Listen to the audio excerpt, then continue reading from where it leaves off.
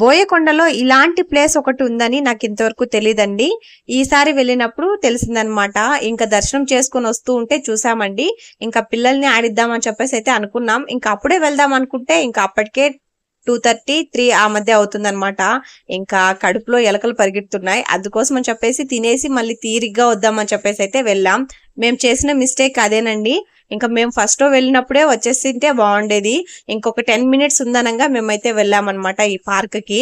ఇంకా 10 మినిట్స్ కూడా మనం ఇవ్వాల్సిన అమౌంట్ అయితే పే చేయాలి. అంటే పెద్దవాళ్ళకి 20 రూపీస్ అనమాట, మనిషికి ఒక లెక్కన. ఇంకా చిన్న వాళ్ళకైతే ఏం పర్లేదండి, ఇవ్వాల్సిన అవసరం లేదు. ఇంకా ఇక్కడ చూసినారు కదా, పిల్లల కంటే మేమే పెద్దగా ఆడుకున్నాం అనమాట చాలా బాగా.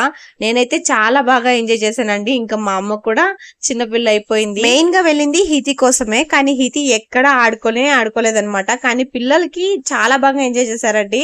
వాళ్ళు అంత బాగా ఆడుకుంటారని అస్సలు అనుకోలేదు. నన్నైతే పట్టేయాల్సిన అవసరం